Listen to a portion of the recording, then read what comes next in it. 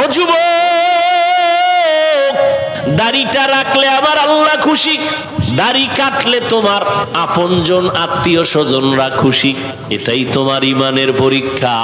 যদি তুমি দাড়ি রাখো, তোমার আত্মীয় স্বজন বেজার, ম্যাডাম বেজার, শালি দুলাবাই বেজার, বেআইন সাহেব বেআই সাহেব বেজার, আল্লাহ খুশি। আর যদি দাড়ি কাটো, আল্লাহ বেজার, জাহান্নামের আগুন। এটাই তোমার ভয়ের পরীক্ষা।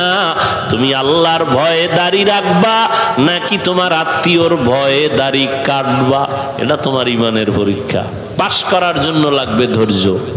আল্লাহর ভয় আর একটা ভয় হলো মানুষের পক্ষ থেকে ভয়। ফিলিস্তিনের জমিনে ইসরায়েলি জালেমদের ভয়। এই জমিনে মুসলমান থাকতে দিবে না। এখানে ফিলিস্তিনের মাজলুম মুসলমান বলে কল্লা দিতে পারি, আমার আল্লাহরে বেজার করতে পারি না। এরা আল্লাহর ভয়কে জয় করিয়া ওখানে তারা বিজয়ের মালা গলায় পরে শাহাদাতের দরজা দিয়া বিনা হিসাবে জান্নাতে যায়। একজন আব্বা যান, তিনি মানুষের ঘুরা ঘুরা হাসে আর মিষ্টি খাওয়ায়। সাংবাদিকরা বলে, ও ফিলিস্তিনি ভাই, মিষ্টি খাওয়াও কেন, আনন্দ কেন? আমার দুই সন্তান এই জালেমের জুলুমের শিকার হইয়া শাহাদাতের দরজা দিয়ে আমার সন্তান জান্নাতে গেছে, আমি আনন্দিত। আমিও রেডি হয়ে যাইতেছি, এই শাহাদাতের দরজা দিয়া জান্নাতে চলে যাব।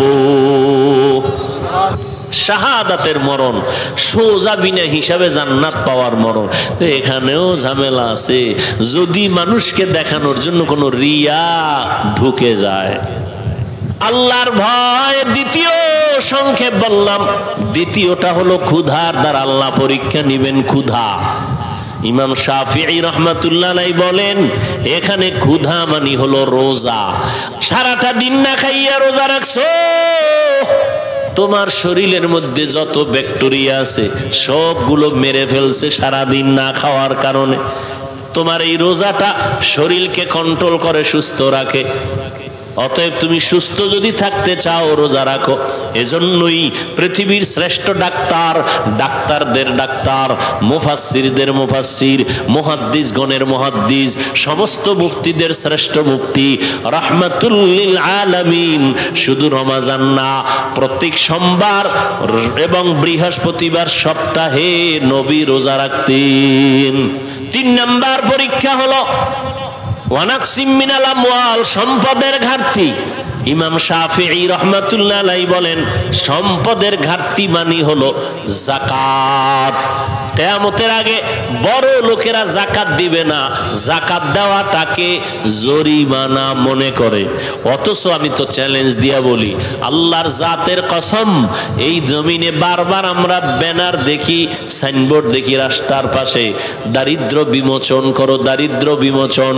আল্লাহর কসম, এই দেশে যতদিন পর্যন্ত পাই টু পাই হিসাব করে যাকাত বড় লোকেরা দিবে না, ততদিন পর্যন্ত দারিদ্র বিমোচন হবে না।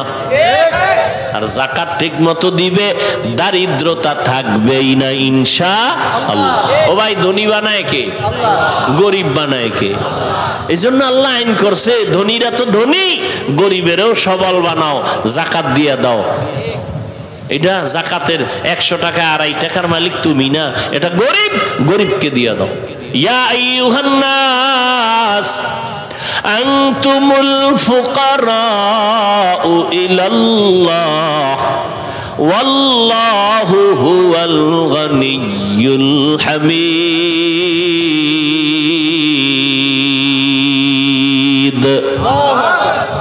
गर तवक्कुल मीकुनी हर सुबह शाम, मेरा सानद रिज़्क़ तू अज़ला मकाम। আল্লাহ মালের ঘাটতি দিয়া পরীক্ষা নিবেন, অর্থাৎ যাকাত দাও। গরিবেরা তো যাকাত দিতে পারবে না। আল্লাহ বলেন, তোমরা জানের কোরবানি করো, জান দিয়া আল্লাহর রাস্তায় পরীক্ষায় নেমে যাও। ইমাম শাফিঈ রহমাতুল্লাহ আলাইহি বলেন, জানের ঘাটতি দ্বারা এখানে উদ্দেশ্য হলো রোগ বিমার, অসুস্থতা। আল্লাহ মাঝে মাঝে সুস্থ মানুষটারে অসুস্থ বানাইয়া পরীক্ষা করবেন। পাস যদি করতে চাও, ধৈর্যের পাহাড় পার লাগবে। ধৈর্য ছাড়া তুমি আগাইতে পারবা না। ধৈর্য এমন একটা সম্পদ, যারা অর্জন করবা আল্লাহ তাদের শ্রেষ্ঠ দুইটা পুরস্কার দিবেন। একটা দিবেন দুনিয়াতে, আর একটা দিবেন পরকালে। দুনিয়ার পুরস্কার আল্লাহ বলে, ধৈর্য ধারণকারী আমি আল্লাহ তোমার সাথী হয়ে থাকবো। আলহামদুলিল্লাহ, আমার প্রত্যেকটা যুবককে দ্বীনের খাদেম হিসেবে আল্লাহ কবুল করেন। রাসূল যুবকদের জন্য কলিজা ভরে দোয়া করছেন। নবী বলছেন, যুবকরা আমি মুহাম্মদের উপকার করেছে, বুড়ারা বিরোধিতা করেছে। আলহামদুলিল্লাহ। যুবক, তুমি এটা মনে কইরো না যে তোমাকে আমি এখনই মন্ত্র পড়াইয়া হুজুর বানাবো, না। তুমি ডাক্তার হও, তুমি ইঞ্জিনিয়ার হও, আলহামদুলিল্লাহ দোয়া করে যাই, তোমাকে সাহস দিয়া যায়। তুমি একজন প্রফেসর হও, মুসলমানের সন্তান ডাক্তার, মুসলমানের গৌরব। মুসলমানের সন্তান ইঞ্জিনিয়ার, আদর্শবান, মুসলমানের গৌরব। আমি কেন হিংসা করব? আমি কেন পিছে পড়ব? উৎসাহ দিব যে হ্যাঁ তুমি ডাক্তার হও, ইঞ্জিনিয়ার হও, তবে একটা দাবি বেয়াদব হইও না। তোমার ব্যবহারে যেন মা বাবা কষ্ট না পায়, তোমার আচরণে যেন কোনো আলেম কষ্ট না পায়, তোমার ব্যবহারে যেন কখনো কোনো মুরব্বী কষ্ট না পায়। কারণ মানুষের দোয়া ছাড়া আগাইতে পারবা না। মা বাবার দোয়া বড় দামি জিনিস, মুরব্বীদের দোয়া, শিক্ষকের দোয়া বড় দামি জিনিস। এই জিনিসগুলো না থাকলে লেখাপড়া করতে পারবা, সফলতা জীবনে আসবে না। আমি হাফিজুর রহমানের কি আছে তুমি বলবা কেন? আমি বলছি আমার কি আছে। কুয়াকাটা বঙ্গোপসাগর থেকে এখানে এসে চেয়ারে বসছি, খাওয়ান নাই দাওয়ান নাই, গরমে মানুষ বেকার। আর এই গরমে মানুষ বসে আছে, কি আছে আমার মধ্যে? নাই। কিসের সার্টিফিকেট? সম্মান আল্লাহ দিলে কি সার্টিফিকেট লাগে? করোনা স্কুল বন্ধ, কলেজ বন্ধ, ভার্সিটি বন্ধ, ফ্যাক্টরি বন্ধ, ট্রেন বন্ধ, গাড়ি বন্ধ, ব্যবসা বন্ধ, চাকরি বন্ধ, একটা কোরআনের মাদ্রাসাও বন্ধ হয় নাই। এর নাম আল্লাহর দেওয়া সম্মান। করোনায় মাস্ক লাগাইছো 3টা, ট্রিপল মাস্ক। আর করোনার লাশগুলো, সন্তান বাবায় করোনায় মারা গেছে, সন্তান লাশটা বাইরে ফালায় দিছে, লোক দিয়া, টাকা দিয়া, জানালা লক করে দিছে, খুলে দেখে নাই বাবার লাশ কুত্তায় খাইলো না জানাজা হইল। সেই শত শত করোনার লাশ আমার দেশের কিছু প্রশাসনের আইন শৃঙ্খলা, পুলিশ বাহিনী আর সিংহবাগ ওলামায়ে কেরাম টুপিওয়ালারা কাঁধে নিয়ে গোসল করায়া, কাফন পরায়া, জানাজা পরায়া দাফন করলেন। একজন হুজুরেও করোনায় মরে নাই। আর কি দেখতে চাও? চোখের সামনে আর কি দেখবা? আল্লাহ দেখায় যে আমি সম্মান দিতে ডিগ্রি লাগে না, আমি ইজ্জত দিতে কোনো পাওয়ার লাগে না।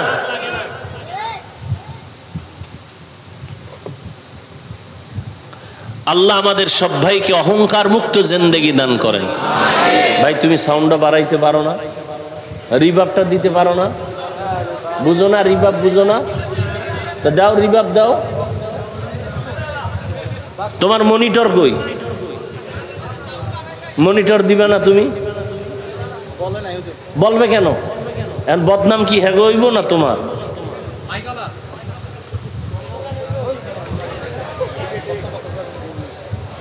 দুইটা মনিটর দিবা, এটা বলতে হবে কমিটির। এটার জন্য 1000 টাকা লাগলে আমার থেকে নিয়ে নিতা।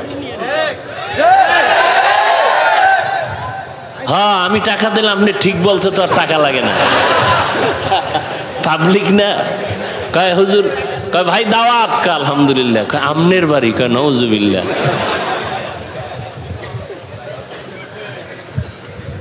আল্লাহ রাগ করলেন?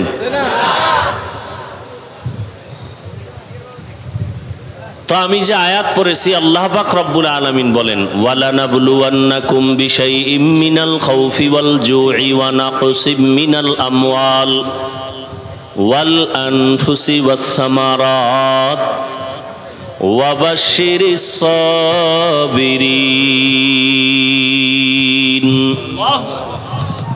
আল্লাহ বলেন আমি মুমিনকে অবশ্যই পরীক্ষা করবই করব।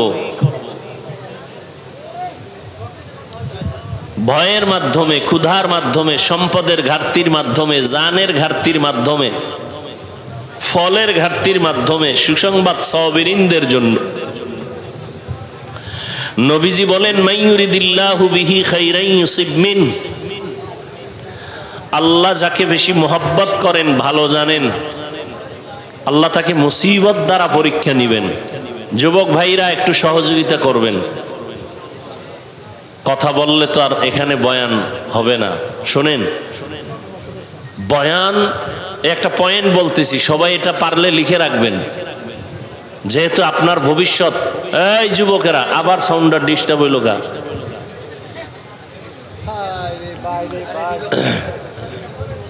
দে দে না, ও পার, ও ভালো, দে ঠিক কর। নাই আচ্ছা, তুই ই কর, ভলিউম মোটামুটি ঠিক করে দে, বাস যাস।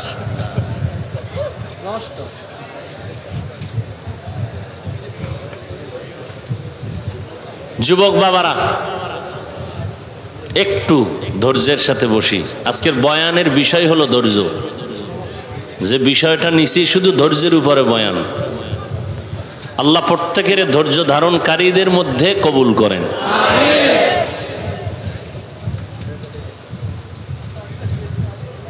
বয়ান, বক্তার বাহাদুরিতে কখনো বয়ান হয় না।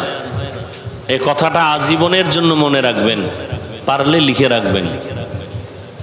যুবক ভাই, আপনি ডাক্তারি পড়েন, ইঞ্জিনিয়ারিং পড়েন, যাই পড়েন, জ্ঞান কিন্তু যদি আপনি সর্বোচ্চ সম্মান চান জীবনে, তাহলে আপনার চতুর্মুখী জ্ঞান লাগবে। ডাক্তার জাকির নায়েকের এত সুনাম কেন?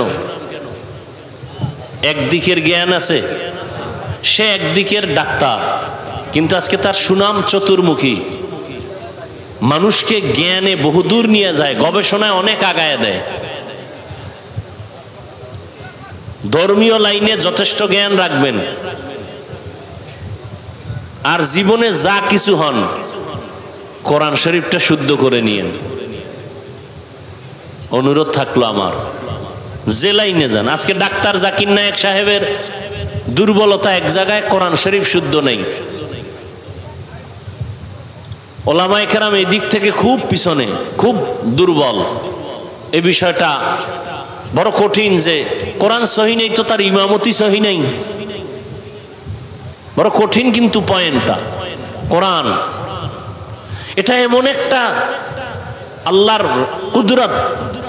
হিন্দু, বৌদ্ধ, সমস্ত বিধর্মীরা এই কিতাবটাকে দিল থেকে সম্মান করে, আর এটার আওয়াজ শুনলে কেমন যেন অন্তর দুর্বল হয়ে যায়। কি মধু এটার মধ্যে আল্লাহ দিয়ে রাখছেন। অতএব কোরআনটা শিখবেন আর জ্ঞান অর্জন করেন। আর যে পয়েন্টটা বলতেছিলাম, বয়ান ভালো হওয়া খারাপ হওয়া বক্তার কোনো ক্রেডিট না, বাহাদুরি না। বক্তার এলেম আমলে বয়ান হয় না। বয়ান ভালো হোক বা যা হোক, আল্লাহর তো রহমত আছেই। বাকি জাহিরি ভাবে মূল বিষয়টা হলো শ্রোতাদের কলবের মোহাব্বত আর আকর্ষণে বক্তার বয়ান হয়। এ কথাটা আজীবন মনে রাখবেন। জানি না আপনাদের অন্তরের কি হালাত আর বয়ান কি হবে জানি না, তবে অনুরোধ বারবার করতেছি, একটু অন্তত চুপ থাকেন। আর কোনো কথা যদি আপনি নাও মানেন, অন্তত সত্য হলে সমর্থন দিয়েন। আর ওলামায়ে কেরাম যারা আছেন, ভুল হলে এখানে আসতে সামনে এসে ধরায় দিয়েন, জাবিজ ভাই কথাটা ভুল, কোরআন হাদিসের আলোকে এখানে কানে ধরে সবার সামনে তওবা করে নিব। তাহলে আর সারা দুনিয়ার মানুষ ভুলের মধ্যে থাকবে না।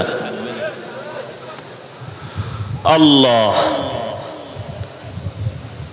হাদিস এবং আয়াতের তরজমা বলে ফেলেছি, এবার কিছু ব্যাখ্যা।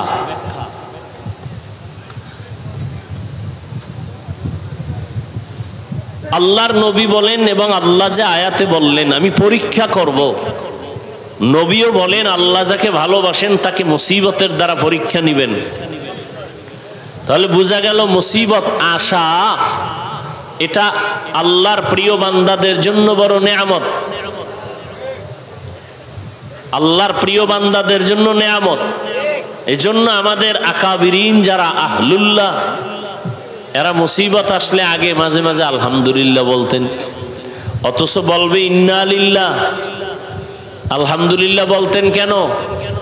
ভাবতেন যে আল্লাহর কুদরতের নজর দিয়া নেয়ামত দিছেন, নেয়ামতের শুকর আদায় করলাম।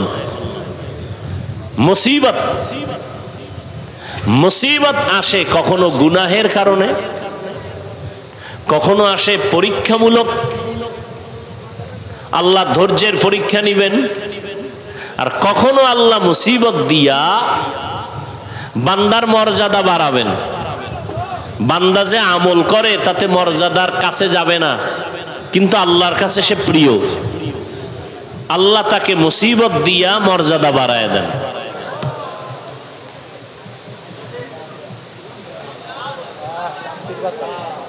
কি বৃষ্টি,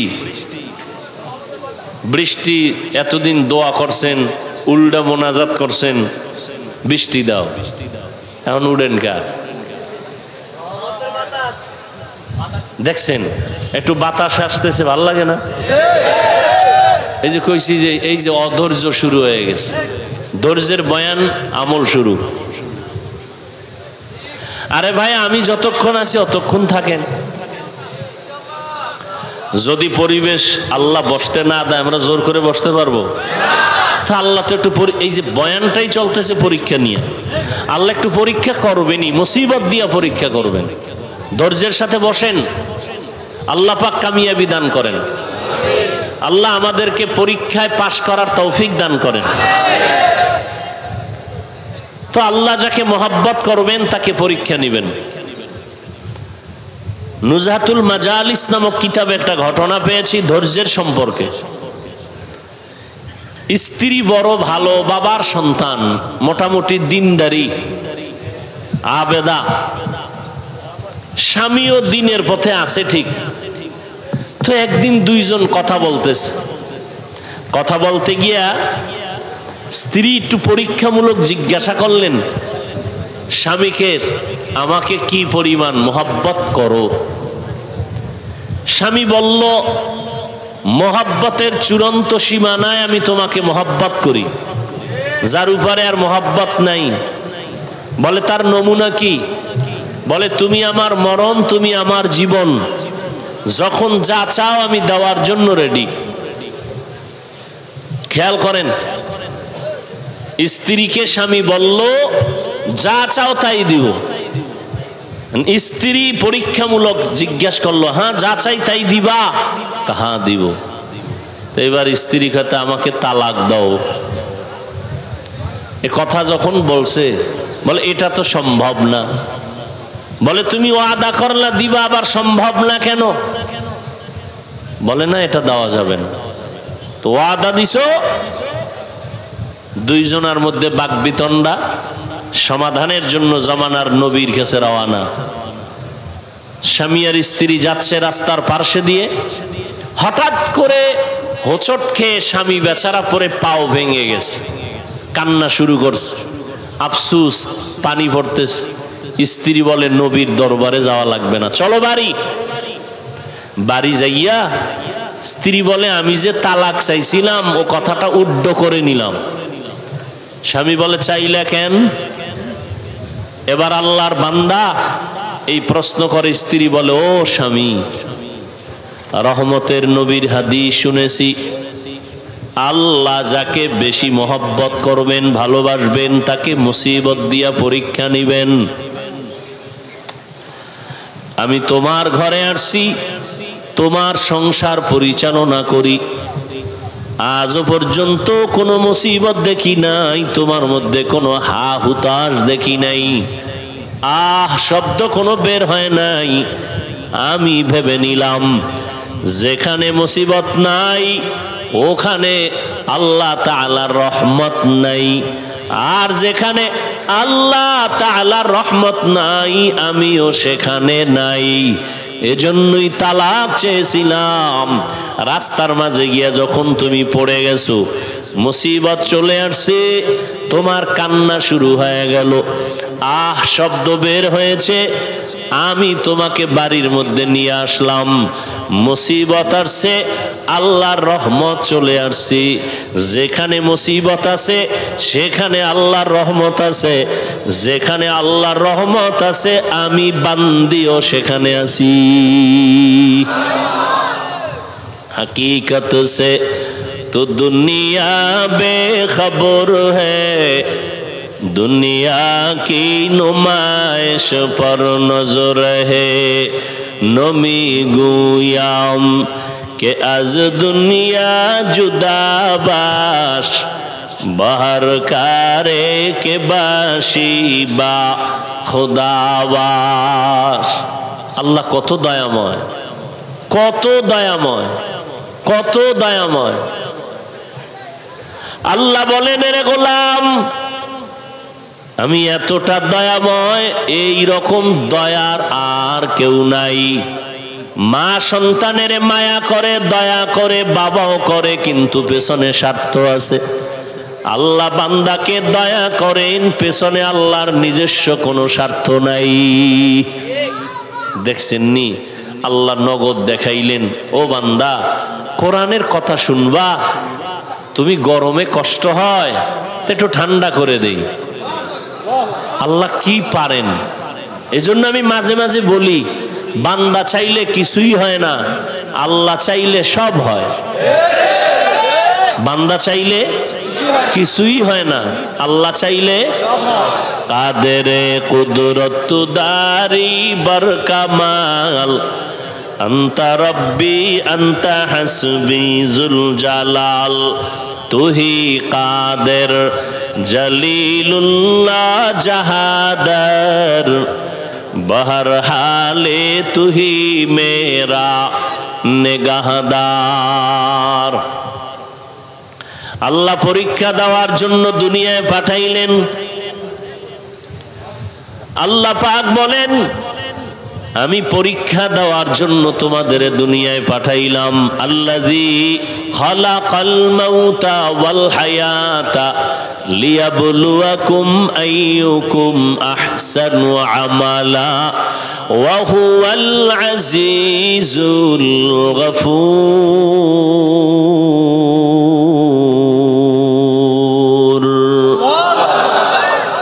আল্লাহ বলেন, আমি হায়াত মৌতের মাঝে তোমাকে পাঠাইলাম, আমি পরীক্ষা করে যাচাই করে দেখব কারা উত্তম আমল করে। আল্লাহ আমলের পরীক্ষার জন্য পাঠাইছেন। আল্লাহ দেখবেন কারা উত্তম আমল করে, ভালো আমল করে, বেশি আমল দেখবেন না। দুনিয়াটা পরীক্ষার হল, পরীক্ষার হলে কেউ ঘুমায় না, খায় না। দুনিয়াটা পরীক্ষার হল মুমিনের জন্য, এটা ঘুমানোর জায়গা না, আরামের জায়গা না।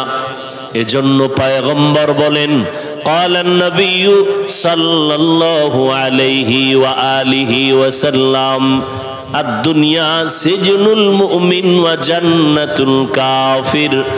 দুনিয়াটা মুমিনদের জন্য জেলখানা, বেঈমানের জন্য বালাখানা।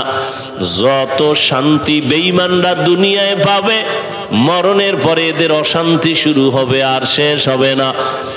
আর যত কষ্ট মুমিনেরা দুনিয়ায় পাবে, মরার পরে শান্তি শুরু হবে, আর কখনো শেষ হবে না। আল্লাহর নবী দুনিয়ার মুমিনদের জেলখানার সাথে তুলনা দিয়েছেন। জেলখানার মতো মুমিন দুনিয়ার মধ্যে থাকবা, তোমাদের এটা জেলখানা। জেলখানায় গেলে আসামি মন চায় না ওখানে আজীবন থাকবে। যারা আল্লাহর আশেক মুমিন, এরাও দুনিয়াতে আসছে ঠিক, কিন্তু দুনিয়াতে থাকার জন্য কখনো পাগল হবে না। কারণ এ দুনিয়াটা ক্ষণস্থায়ী।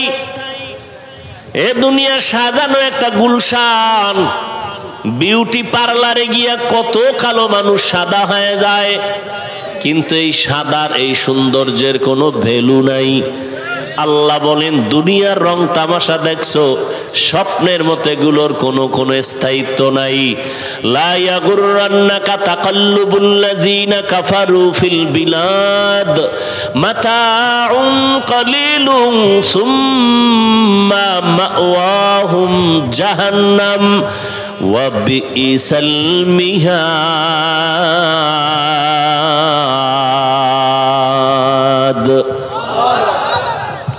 আল্লাহ বলেন কাফের মুশরিকদের বানানো বাড়িদারা গুলশান দেখে পাগল হইও না, এর পরিণাম ফল ভালো না, জাহান্নামে হবে তারা। খবরদার দুনিয়ার জন্য পাগলামি করিও না, দুনিয়া তোমার গোলাম, তোমাকে বানাইছি আমি আল্লাহ তাআলার গোলাম। قال النبي صلى الله عليه وآله وسلم الدنيا خلقت لكم وأنكم خلقتم للآخرة। পয়গম্বর বলেন দুনিয়া আল্লাহ মানুষের গোলামি করার জন্য বানাইছেন, আর মানুষকে আল্লাহ তার গোলামির জন্য বানাইছেন। এই দুনিয়াতে যারা ঠিকই আল্লাহর গোলামি করে তার জন্য দুনিয়ার সব গোলাম হয়ে কাজ করে। এটা কোন জেলা? আরে ভাই ভলিউমটা বাড়া। এটা চাঁদপুর জেলা না?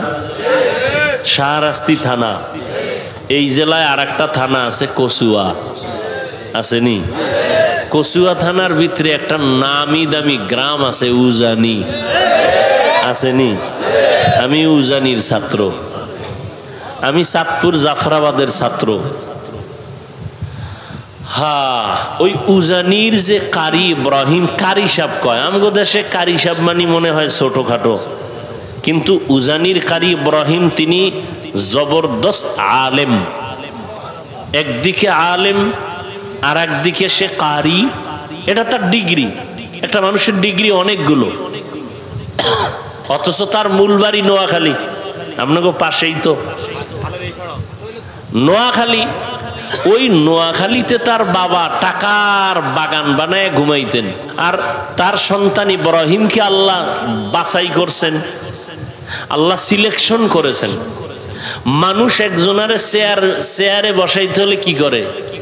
ইলেকশন। আল্লাহ কি করে? সিলেকশন করে। কারি ইব্রাহিমকে আল্লাহ সিলেকশন করছেন যে এর দিয়ে আল্লাহ দিনের খেদমত নিবেন। বাবার থেকে টান দিয়ে নিয়ে গেছেন ভারত। রশিদ আহমদ গাঙ্গুহি এই দুনিয়ায় আলেমদের মধ্যেও যারা বি গ্রুপে আছে, বিভিন্ন লাইনে আছে, এরাও রশিদ আহমদ গাঙ্গুহিকে কত বড় আলেম সব বেদাতিরাও জানে, বাতেলরাও জানে, সব আলেমরা তাকে চিনে। রশিদ আহমদ গাঙ্গুহিকে, সেই রশিদ আহমদ গাঙ্গুহির নেক সোহবত পাইয়া পুরা মাওলানা হইয়া, শুধু কারি সাহেব না, আমগো দেশের উজানির কারি বা আরো কারিরা কেরাত পরে এক লাহানে। কারি ইব্রাহিম রহমতুল্লাহ আলাই তিনি 7 লাহানে কেরাত পড়তেন। এক আয়াত 7 ভাবে পড়া যায়। কোরআন তো ওইভাবে রসুল থেকেই শুরু হয়েছে, কিন্তু উম্মতরা বিগড়ায় যাবে এজন্য একটা চালু হয়ে গেছে, কিন্তু 7 লাহানে পড়া যাবে। তিনি 7 লাহানে কোরআন শিখছেন, 7 লাইনে পড়া যায়। তো এবার লেখাপড়া শেষ, অন্তরের কিছু পাওয়ার নিলেন, মক্কায় গেলেন, ওখানে গিয়ে এক জায়গায় নামাজ পড়াইছেন।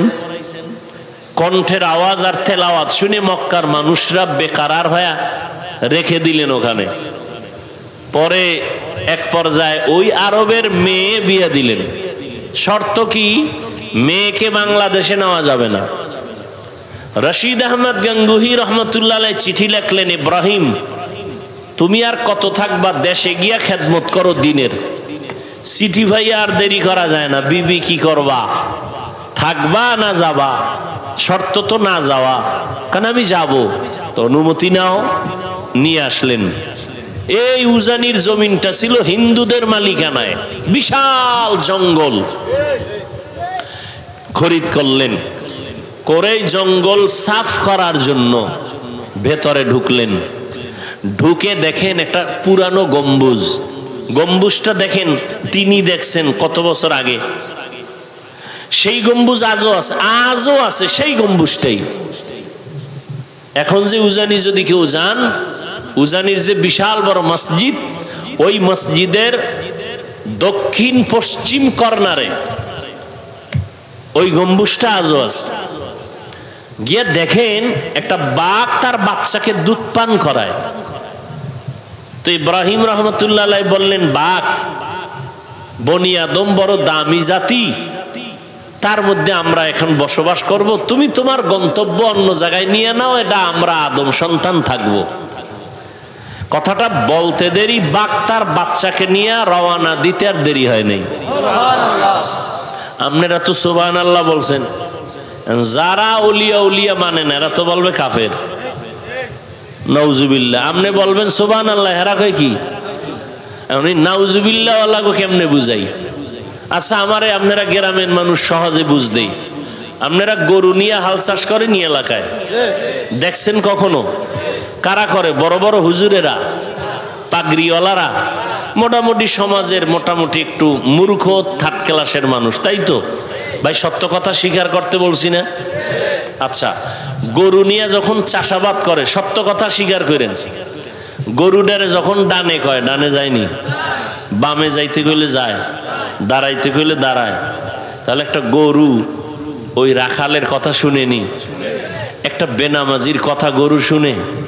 বলে একটা বেনামাজি বেআমলওয়ালার কথা যদি গরু শুনে, একজন তাকওয়াওয়ালা তাহাজ্জুদওয়ালার কথা বাঘ শুনবে না কেন? বলেন, আপনাদের তো অনেক জ্ঞান, আমাদেরকে মনে করেন আমরা বোকা। একজনে দাঁড়ায় বলেন তো আমার এই কথার কাউন্টারে কি বলবেন আপনি?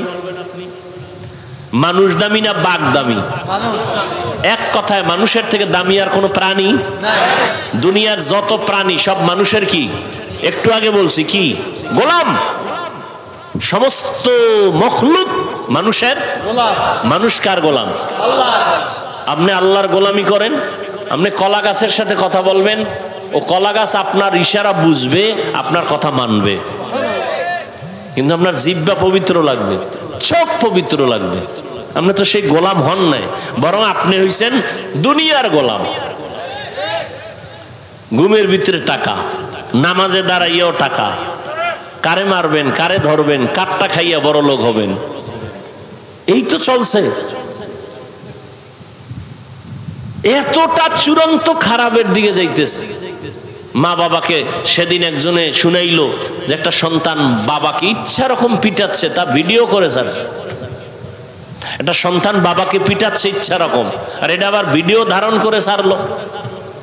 এই তো আমার দেশের হালাত।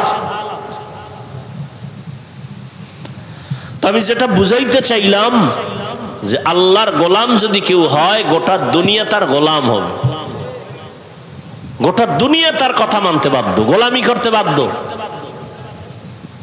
আপনাদের ঘরের আশেপাশে মুরগি আছে না? হাঁস আছে।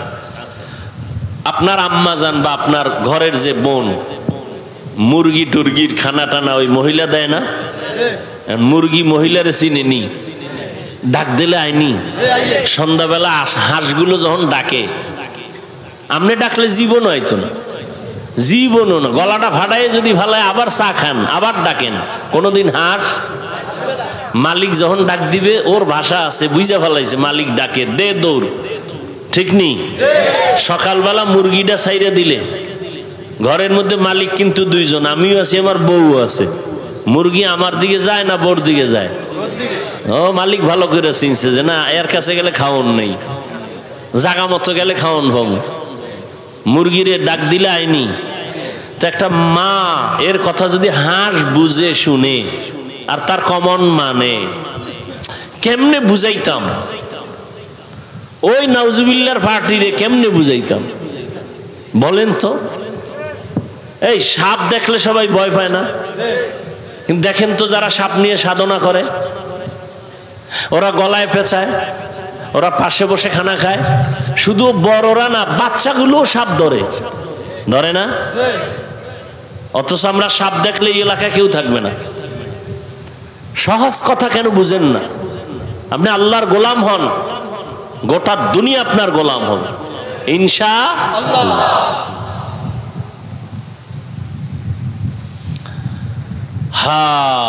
কিন্তু আমরা গোলাম হয়ে গেছি এখন দুনিয়ার, টাকার পিছনে ঘুরি, দুনিয়ার পিছনে ঘুরি, যে কারণে আমরা দুনিয়াও পাই না, আল্লাহরও পাই না। ওই যে একটা গ্রামে প্রবাদ আছে না, ময়ূরে নাকি না কাউয়ায়, কোনটা এরকম একটা কথা আছে না,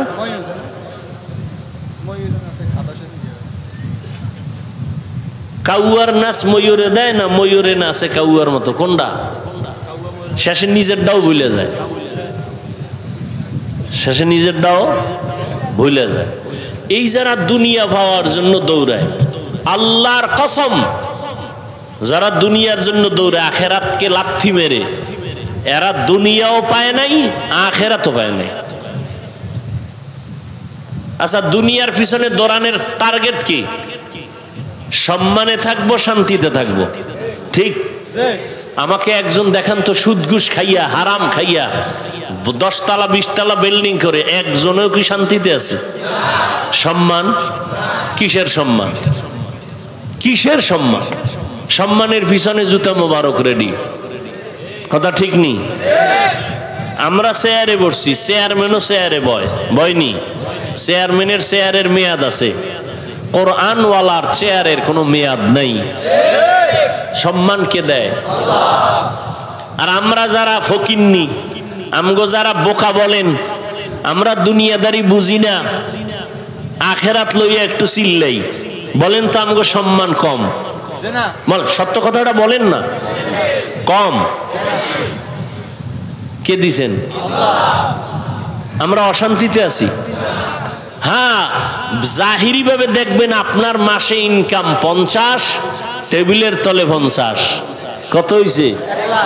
আমগো ইনকাম মাসে গ্রাম্য হুজুরের 10,000, বাকি 6 মাস, ঠিক? এরপরও হুজুরে ভিক্ষা করছে? কোনদিন জুমায় খাড়ায় কইছে আজকে বেতন ঠিক মতো না দিলে আসর থেকে সূরাটা উল্টা হবে? কইছে কোন হুজুর? অথচ হুজুরের ঘরে খানেওয়ালার পেটের সংখ্যা কি? আমনের ঘরে সংখ্যা কম না? কারণ আপনি তো ট্যাবলেট খেয়ে লাইছেন। ছেলে হোক মেয়ে হোক দুটোর বেশি নয়, একটা হলে ভালো হয়, না হইলে আরো ভালো। আর হুজুর কয় যত পারো সন্তান জন্মাও। মদিনাওয়ালা কইছে ওই বাড়ির মাইয়া বিয়া করো যেই বাড়িতে সন্তান বেশি। আমি কিয়ামতের দিন উম্মত আমার বেশি হবে ঈসা নবীর উম্মতের থেকে, নূহ নবীর উম্মতের থেকে, মূসা নবীর উম্মত থেকে আমার উম্মত বেশি হবে। আমি গর্ব করে জান্নাতে ঢুকবো। নবী কয় উম্মত বাড়াও, আপনি ট্যাবলেট খায় এখন কমাও। আচ্ছা ঠিক আছে, আপনার কথা 1 মিনিটের জন্য মানছি। এবার পণ্ডিত সাহেবরা, শিক্ষিত আল্লাহর বান্দারা আমাকে বলুন তো, ট্যাবলেট খাওয়ার পরে আমার দেশে জনসংখ্যা কি পরিমাণ কম? বলেন, বাড়ছে তো ট্যাবলেট কই? স্লোগান কই? ছেলে হোক মেয়ে হোক দুটোর বেশি না। ওই যে একটু আগে কইছিলাম মনে আছে, বান্দা চাইলে কিছুই হয় না, আল্লাহ চাইলে সব হয়। এখন একজনে কিছু চালাক আছে না, কইব হুজুরেরা বাড়াইছে, খারাপ। আচ্ছা দেখেন তো এই প্যান্ডেলের ভিতরে এই ছোট ছোট সন্তান যারা 22 বছর 15 বছর 20 বছর, এটি হুজুর নি? একটাও হুজুর? এটি বাড়াইছে আমরা। জিন্দগি মে বন্দগি তু করনা হে, জিন্দগি মে বন্দগি। ওই যে গেছে একদল ভাগছে, তুফান আইয়ে। ওই একটা ঘটনা পড়ছি ইতিহাসে, মূসা নবীর লগে ফেরাউন পারে না। এখন চিন্তা করলো মূসার লগে পারি না কেন, আমি তো খোদা। মিশরের কি এই যুবকেরা যেটি গেছি গা কপাল গেছে গা, ওইটা বুঝানোর জন্য ঘটনাটা টানতেছি। এখন ফেরাউন মূসার লগে পারে না, মূসা একা, সাথে আছে ভাই হারুন। এর কোনো শক্তি নাই, জনসংখ্যা নাই, ধনবল জনবল কিচ্ছু নাই। আমার টাকা পয়সার অভাব নাই, জনসংখ্যার অভাব নাই, সৈন্যবাহিনীর অভাব নাই, ভক্তের অভাব নাই, মুসার লগে পারি না কেন? তো একটাই কয়, যাহাব না মুসার লাডি, এইটা একটা যন্ত্র। তাই কত এটার চুরি করা যাইব না, এটার এইটারে সরাইতে, এইটারে সরাইতে পারলেই কাম হয়। ফের অন্য কথা, তোরা তো পারতি না, ও লাডিটা আমি চুরি করুম। তো মুসারে একা কোনানে দেখো, এটা তদন্ত করো, একা কোথায় থাকে। তো ঘুরতে ঘুরতে ঘুরতে ঘুরতে একদিন খবর আইছে, একটা খোলা ময়দানে মুসা হাতেরে বালিশ বানায় ঘুমায়, লাডি এক পাশে একটু দূরে। ফেরাউনকে এই চান্স ছাড়া যায় না, ল। তো কিছু বাহিনী টাহিনী লয়ে লাডি আনতে রওনা। মাঠের কাছে যে আস্তে থমকে দাঁড়ায় গেছে, চিন্তা জামু না জামু না, জামু। এবার কদ্দুর যায়, আবার দাঁড়ায়, কি করি। আবার ওদিক খেয়াল, মুসা আবার যদি একটু সজাগ হয়ে যায় তা আর এক ভয়। এটা আল্লাহ পাকের একটা কুদরত। যারা খাঁটি আল্লাহর গোলাম, এদের কিচ্ছু নাই, কিন্তু যত দুশ্মন হোক সামনে আইসা চেহারা দিয়ে তাকাইলে ও আসমান জমিন বরাবর আগুন থাকলো মোমের মতো পানি হয়ে যায় দেখলেই। ফেরাউন কিছু দূর যায়, আবার একটু ব্যাক করে, আবার দাঁড়ায়। এভাবে করতে করতে করতে করতে একেবারে কাছাকাছি, আর দুই তিনটা ধাক্কা মারলেই লাঠিটা লয়ে দৌড়। এর মধ্যে মুসা নবী তো চোখ বন্ধ, লাডির জায়গায়। মুসা নবী খেলে একটু পার্শ্ব পরিবর্তন করছে, এক কাইতে ছিল আর এক কাইতে। এই যে একটা নাড়া দিয়ে উঠছে না, ফেরাউন দৌড়। ভক্তরা কয় কি, ও কয় আইয়ে, কি কয় আইয়ে। এমন দৌড় দিছে, এক দৌড়ে নাকি ঐতিহাসিকরা বলছে, আমি হাদিসে টাদিসে পাই না, তোমরা আবার এই ফেসবুকের গোষ্ঠী কোন প্যাচ লাগাও আবার আলেমদের বিরুদ্ধে লেখা, তোমরা তো বইয়েই তাও সিদ্ধান্বেষণ করার জন্য। ইতিহাসের কিতাবে আছে, এই যে একটা দৌড় ফেরাউন দিছে, 400 বার খালি পাতলা পায়খানা হয়েছে এক দৌড়ে। এই যে গেল আইয়ে কইয়া, আইজো দৌড় খাইলো দৌড়। মাওলার কুদরত দেখেন তো। যারা জান নাই আপনারা ঠকছেন না কি? আপনারা ঠকেন নাই? যারা গেছে গিয়ারা জিততে গেছে। दुनिया में हो दुनिया का तलबगार ना हो, बाजार से गुजर हो खरीदार ना हो,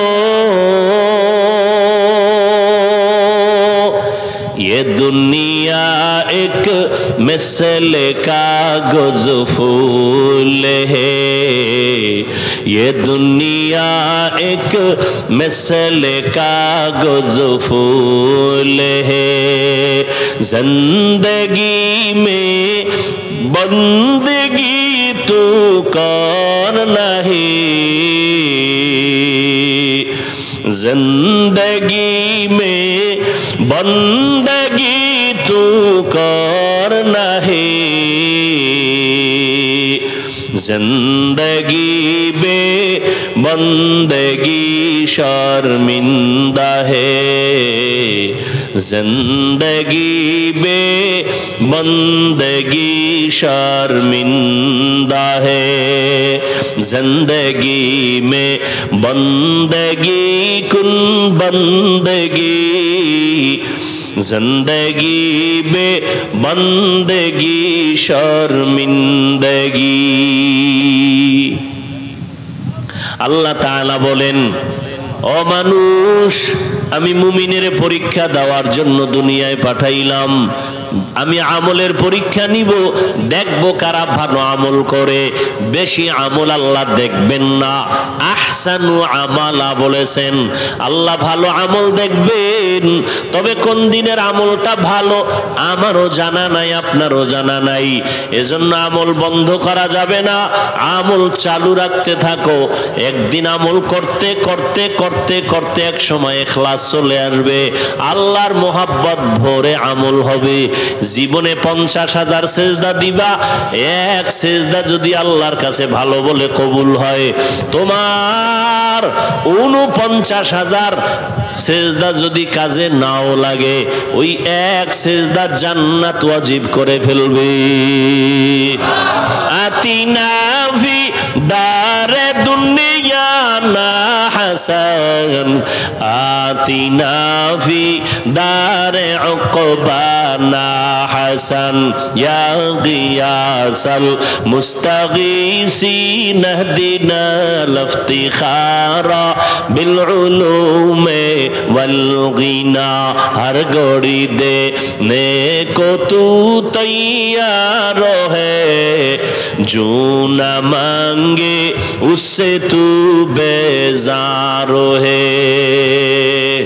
আল্লাহ পাক রব্বুল আলামিন বলেন, আমি আমলের পরীক্ষা নিব। অন্য আয়াতে আল্লাহ বলেন, আমি 5টা জিনিসের দ্বারা পরীক্ষা নিব। পাস যারা করতে চাও, তোমাদের জন্য একটা পুঁজি লাগবে। ওই পুঁজিটা না থাকলে কেউ পরীক্ষায় পাস করতে পারবা না। ওই পুঁজিটার নাম হলো ধৈর্য। পুঁজির নাম কি? ওই পুঁজি না থাকলে পাস করা যাবে। এই ধৈর্য আবার 3 প্রকার। ইবাদতের বেলায় ধৈর্য, মুসিবতের বেলায় ধৈর্য, গুনাহের বেলায় ধৈর্য। এই ইবাদত, এখানে আপনারা যারা বলছেন এটাও কিন্তু ইবাদতের অংশ। ধৈর্য যাদের নাই, এরা ফেল, পাস করতে পারে নাই। মোনাজাতটা দিয়া যাবেন, ধৈর্য না থাকলে এটা সম্ভব না। মদিনার নবী বলেন, কোন আল্লাহর গোলাম ঘর থেকে যখন উলামায়ে আহলে হকের মোলাকাতে, দ্বীনের আলোচনার মজলিসে রওনা হয়, প্রত্যেকের সাথে আমার আল্লাহ 70,000 রহমতের ফেরেশতাকে কাফেলা বানায় দেয়। এখানে বসা মাত্রই জীবনের সব গুনাহ মাফ। আরো আস্তে করে বলে, আল্লাহ কি আস্তে বললে শুনেন না? শুনেন না তো জোরে বলার দরকার কি? আজকে ফজর থেকে ফরজ নামাজের কেরাতগুলো ইমামকে বলবেন আস্তে পড়ো। আল্লাহ আস্তে বললেও শুনেন। চলবে চালাকি? যুক্তি চলবে? যুক্তি দিয়া নাস্তিক হওয়া যায়, আল্লাহ পাওয়া যায় না। মুসলমানের বাচ্চা শিক্ষিতা, MBBS ডাক্তার, নাম কত সুন্দর, তাসলিমা, হয়ে গেছে বেঈমান। কেন? যুক্তি দিয়া ইসলামকে বুঝতে চাইছে। যুক্তি দিয়া বেঈমান হওয়া যায়, নাস্তিক হওয়া যায়, মুরতাদ হওয়া যায়, আল্লাহ পাওয়া যায় না। ভাইরা আমার, আল্লাহ 5টা জিনিসের দ্বারা পরীক্ষা নিবেন। ওয়ালানাবলুওয়ান্নাকুম বিশাইইম মিনাল খাউফি ওয়াল জু। 1 নম্বরে হলো ভয়। 4 মাযহাবের 4 ইমামের একজন ইমাম, ইমাম শাফিঈ রাহমাতুল্লাহ আলাইহি, এখানে ভয় দ্বারা বলছেন, এখানে ভয় মানে আল্লাহর পক্ষ থেকে ভয়। ও যুবক, দাড়িটা রাখলে আবার আল্লাহ খুশি, দাড়ি কাটলে তোমার আপনজন আত্মীয় স্বজনরা খুশি। এটাই তোমার ইমানের পরীক্ষা। যদি তুমি দাড়ি রাখো, তোমার আত্মীয় স্বজন বেজার, ম্যাডাম বেজার, শালি দুলাভাই বেজার, বেআইন সাহেব বেআই সাহেব বেজার, আল্লাহ খুশি। আর যদি দাড়ি কাটো, আল্লাহ বেজার, জাহান্নামের আগুন। এটাই তোমার ভয়ের পরীক্ষা। তুমি আল্লাহর ভয়ে দাড়ি রাখবা নাকি তোমার আত্মীয়র ভয়ে দাড়ি কাটবা, এটা তোমার ইমানের পরীক্ষা। পাস করার জন্য লাগবে ধৈর্য। আল্লাহর ভয়। আর একটা ভয় হলো মানুষের পক্ষ থেকে ভয়। ওয়াজ মাহফিল হতে পারবে না, তাহলে আমি আগুন জ্বালায় দেব। মাদ্রাসা হতে দিব না, মসজিদ হতে দিব না। মানুষ এরকম কিছু ভয় দেখায় না? ফিলিস্তিনের জমিনে ইসরায়েলি জালেমদের ভয়। এই জমিনে মুসলমান থাকতে দিবে না। এখানে ফিলিস্তিনের মাজলুম মুসলমান বলে কল্লা দিতে পারি, আমার আল্লাহরে বেজার করতে পারি না। এরা আল্লাহর ভয়কে জয় করিয়া ওখানে তারা বিজয়ের মালা গলায় পরে শাহাদাতের দরজা দিয়া বিনা হিসাবে জান্নাতে যায়। একজন আব্বাজান, তিনি মানুষের গুইরা গুইরা হাসে আর মিষ্টি খাওয়ায়। সাংবাদিকরা বলে, ও ফিলিস্তিনি ভাই, মিষ্টি খাওয়াও কেন, আনন্দ কেন? আমার 2 সন্তান এই জালেমের জুলুমের শিকার হইয়া শাহাদাতের দরজা দিয়ে আমার সন্তান জান্নাতে গেছে, আমি আনন্দিত। আমিও রেডি হয়ে যাইতেছি, এই শাহাদাতের দরজা দিয়া জান্নাতে চলে যাব। শাহাদাতের মরণ সোজা বিনা হিসাবে জান্নাত পাওয়ার মরণ। তো এখানেও ঝামেলা আছে, যদি মানুষকে দেখানোর জন্য কোনো রিয়া ঢুকে যায়। ভাইয়ারা আমার, আল্লাহর ভয় দ্বিতীয় সংক্ষেপ বললাম। দ্বিতীয়টা হলো ক্ষুধার দ্বারা আল্লাহ পরীক্ষা নিবেন। ক্ষুধা, ইমাম শাফিঈ রহমাতুল্লাহ আলাইহি বলেন, এখানে ক্ষুধা মানে হলো রোজা। রোজা আল্লাহ ক্ষুধা দিয়া পরীক্ষা নেয়। এই যে রমাজান গেল, কত মুসলমান রোজা রাখে নাই, বলছে আমার ঘরে কি ভাতের অভাব, আমি রোজা রাখবো কেন? এরম বলনেওয়ালা ছিল না? রোজা রাখে নাই। আচ্ছা, আমরা কি ভাতের উদ্ধার মাধ্যমে অর্থাৎ রোজা, ও বান্দা এই পরীক্ষায় পাশ করো, একটা রোজা ভাঙ্গা তো যাবেই না। আরে রোজা তো শুধু আখিরাতের সওয়াব তাই না, শরীর ঠিক রাখার জন্য রোজা অপরিহার্য একটা ঔষধ। একটা হিন্দু রোজার মাসে একটা লেখা দিছে, একজনে আমাকে দেখাইলো, বিশাল লেখা, রোজা শরীরের কি কি উপকার করে। সারাটা দিন না খাইয়া রোজা রাখছো, তোমার শরীরের মধ্যে যত ব্যাকটেরিয়া আছে সবগুলো মেরে ফেলছে সারাদিন না খাওয়ার কারণে। তোমার এই রোজাটা শরীরকে কন্ট্রোল করে, সুস্থ রাখে। অতএব তুমি সুস্থ যদি থাকতে চাও, রোজা রাখো। এজন্যই পৃথিবীর শ্রেষ্ঠ ডাক্তার, ডাক্তারদের ডাক্তার, মুফাসসিরদের মুফাসসির, মুহাদ্দিসগণের মুহাদ্দিস, সমস্ত মুফতিদের শ্রেষ্ঠ মুফতি রাহমাতুল লিল আলামিন, শুধু রমাজান না, প্রত্যেক সোমবার এবং বৃহস্পতিবার সপ্তাহে নবী রোজা রাখতেন। সোমবার আর বৃহস্পতিবার রোজা রাখবেন।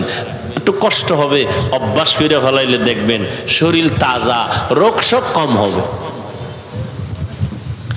3 নাম্বার পরীক্ষা হলো ওয়ানাকসিম মিনাল আমওয়াল, সম্পদের ঘাটতি।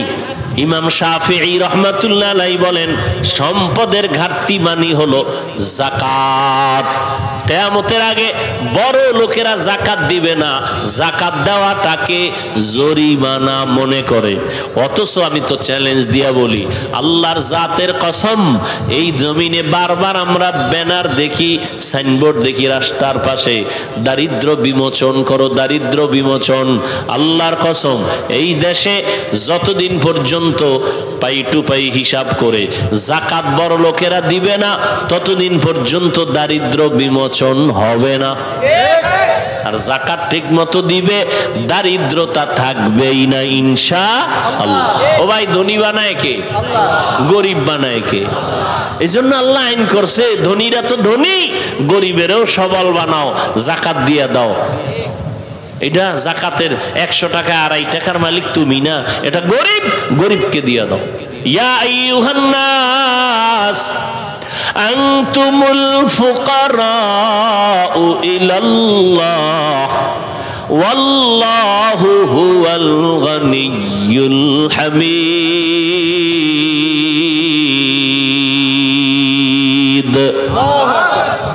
गर तवक्कुल मीकुनी हर सुबह शाम, मेरा सानद रिज़्क़ तू अज़ला मकाम। আল্লাহ মালের ঘাটতি দিয়া পরীক্ষা নিবেন। অর্থাৎ জাকাত দাও, গরিবেরা তো জাকাত দিতে পারবে না, আল্লাহ বলেন তোমরা জানের কোরবানি করো, জান দিয়া আল্লাহর রাস্তায় পরীক্ষায় নেমে যাও। ইমাম শাফিঈ রহমাতুল্লাহ আলাইহি বলেন জানের ঘাটতি দ্বারা এখানে উদ্দেশ্য হলো রোগ বিমার, অসুস্থতা। আল্লাহ মাঝে মাঝে সুস্থ মানুষটারে অসুস্থ বানাইয়া পরীক্ষা করবেন। পাস যদি করতে চাও ধৈর্যের পাহাড় লাগবে, ধৈর্য ছাড়া তুমি আগাইতে পারবা না। ধৈর্য এমন একটা সম্পদ, যারা অর্জন করবা আল্লাহ তাদের শ্রেষ্ঠ দুইটা পুরস্কার দিবেন, একটা দিবেন দুনিয়াতে আর একটা দিবেন পরকালে। দুনিয়ার পুরস্কার আল্লাহ বলে ধৈর্য ধারণকারী আমি আল্লাহ তোমার সাথী হয়ে থাকবো, আল্লাহ সঙ্গী হয়ে যাবেন। আখিরাতের পুরস্কার আল্লাহ বিনা হিসাবে জান্নাত দিয়ে দিবেন। সুবহানাল্লাহ আসে না? ওরে আল্লাহর গোলাম, ফলের ঘাটতি, বলে ফল মানে এখানে সন্তান। আল্লাহ সন্তান দিয়া মাঝে মাঝে পরীক্ষায় ফালাবেন। ও পর্দার আড়ালের আম্মা জান, আল্লাহ সন্তান দিছেন বড় নেয়ামত, এটা পরীক্ষা হিসাবে। সন্তানটাকে মানুষ বানাইবেন, আপনি ডাক্তার বানান, ইঞ্জিনিয়ার বানান, আদর্শ শিখায় যান। আদর্শ ডাক্তার হবে, আল্লাহর কোরআন পড়বে, ডাক্তারি করিয়াও মা বাবার জন্য দোয়া করবে, মানুষ তার জন্য দোয়া করবে। ও আম্মা জানেরা, সন্তান হলে জমিনের পরীক্ষা। আল্লাহ বলেন ইন্নামা আমওয়ালুকুম ওয়া আওলাদুকুম ফিতনা, দুনিয়ার সম্পদ আর সন্তান হলো পরীক্ষার বস্তু। ধৈর্যের সাথে পাহাড় হইয়া তুমি মোকাবেলা করো, পাশ করার জন্য চেষ্টা করো। সন্তান দুনিয়াতে আল্লাহ দিয়েছেন, আল্লাহ মাঝে মাঝে নিয়ে যাবেন। সাহাবী যুদ্ধের ময়দানে গেলেন, ঘরের মধ্যে স্ত্রী আর সন্তান, বাচ্চার কেউ নাই। আল্লাহর বান্দি ঘরে আছেন, যুদ্ধ শেষ করে সাহাবী বাড়িতে রওয়ানা। হঠাৎ এদিকে খবর তার স্ত্রীর সন্তানটা দুনিয়ার থেকে ইন্তেকাল হয়ে গেল, মরে গেল। আল্লাহর বান্দি এতটা ধৈর্য ধারণকারিনী, বাচ্চাটার একটা চাদর দিয়া শোয়া রাখছে, ঘুম পড়তেছে। রাতের বেলা স্বামী আসছে, খানা খাওয়ায় হাসি মুখে, কোনো আওয়াজ নাই। বলে আমার সন্তান কই? আল্লাহর বান্দি বলে সন্তান ঘুমায়। বলে নাই মারা গেছে, যুদ্ধ থেকে আসছে, অন্তরে আবার পেরেশানি জাগবে, এতটুকু চিন্তা একজন স্ত্রী করে। এর ঘরটা জান্নাতের বাগান ছাড়া আর কি। আর আমাদের আম্মা জানেরা হুদা টেলিফোন কইরা স্বামীরে পেরেশানি ফেলায়, লাগে না, এরপর একটা পেরেশানি দিয়ে রাখছে। আর ওই আল্লাহর বান্দি সাহাবীর স্ত্রী বলে না সন্তান মারা গেছে, জিজ্ঞেসে কই? কয় ঘুমায়।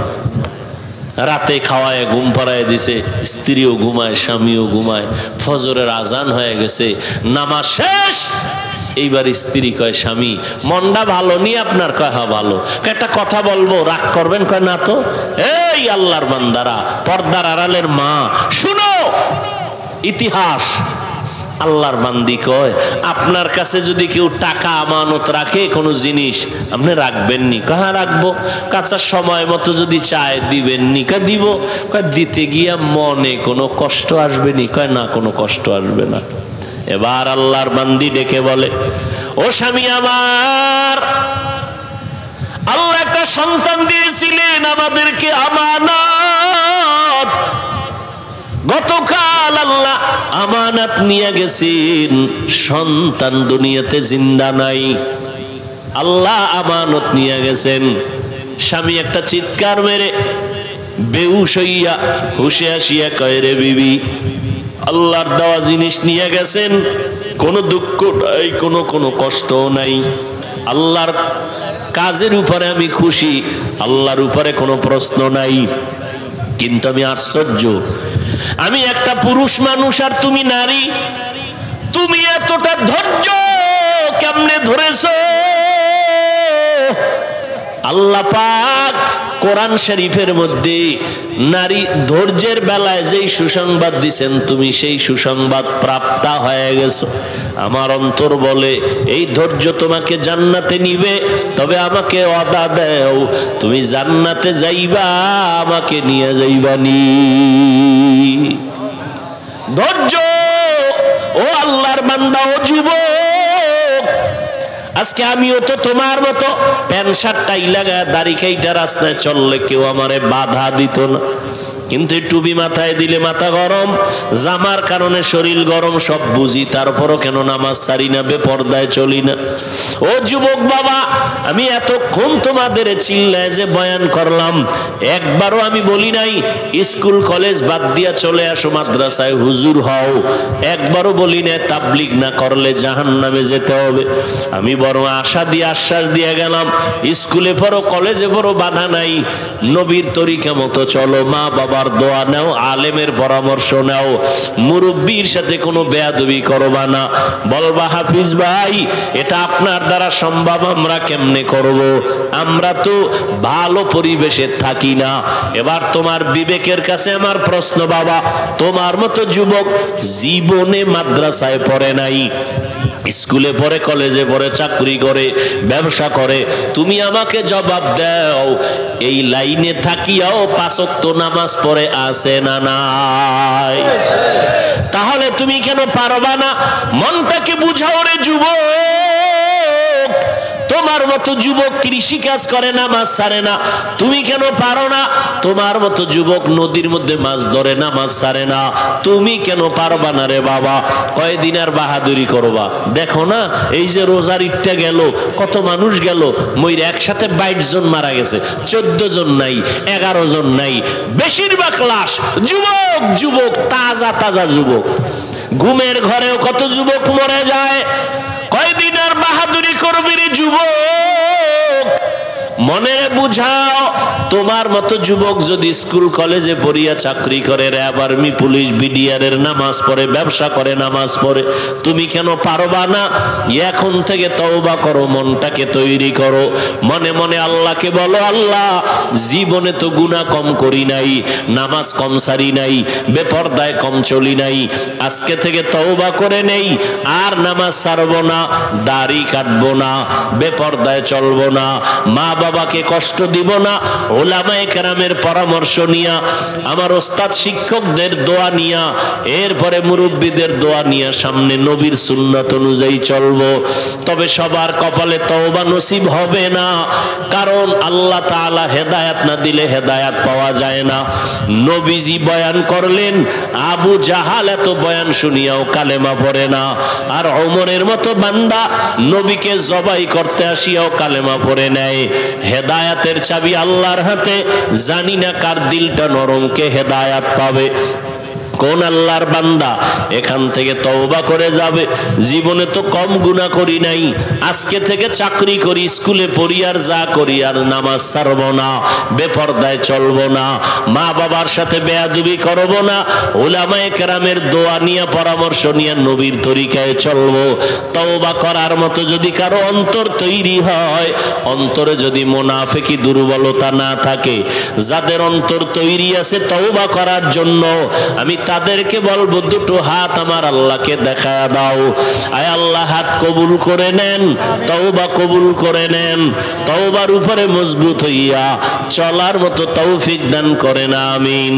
আলহামদুলিল্লাহি রাব্বিল আলামিন, ওয়াসসালাতু ওয়াসসালামু আলা সাইয়্যিদিল আম্বিয়া ওয়াল মুরসালিন ওয়া আলা আলিহি ওয়া আসহাবিহি আজমাইন। ইয়া আরহামার রাহিমিন, ইয়া আরহামার রাহিমিন, ইয়া আরহামার রাহিমিন, রব্বিরহামহুমা কামা রব্বায়ানি সগীরা। আল্লাহুম্মা ইন্নাকা আফুউন কারীম তুহিব্বুল আফওয়া ফা'ফু আন্না। আল্লাহুম্মা ইন্না নাসআলুকা রিযাকা ওয়াল জান্নাহ ওয়া নাউযু বিকা মিন সাখাতিকা ওয়ান নার। ও দয়ার মালিক, কুদরতের নজর দিয়ে তাকায় দেখেন, আমরা গুনার বোঝা নিয়ে আপনার দরওয়াজায় হাজির হয়ে গেল। প্রচন্ড গরম, আবার প্রচন্ড তুফানের পূর্বাভাস, এরপরও আপনার গোলামরায় ময়দান ছেড়ে বাসায় যায় নাই। দুনিয়ার বাড়িওয়ালাদের দরজা বন্ধ, আপনার রহমতের দরজা তো বন্ধ নাই। আমরা গুনাহগার, তওবার নিয়ত করে হাত তুলেছি, আর গুনাহ করব না, আর নামাজ ছাড়ব না, বেপরদায় চলব না, আর দাড়ি কাটবো না, মা বাবার সাথে বেয়াদবি করব না, শিক্ষকের সাথে বেয়াদবি করব না, মুরব্বীদের দোয়া নিয়া, ওলামায়ে কেরামের দোয়া নিয়া নবীজির সুন্নাত অনুযায়ী চলব। আয় আল্লাহ, ময়দানে আমার ওলামায়ে কেরাম, মুরব্বী, হাজী সাহেব, আমার কলিজার যুবক ছাত্র ভাই, পর্দার আড়ালের মা বোন, সবার এই তওবা কবুল করে নেন।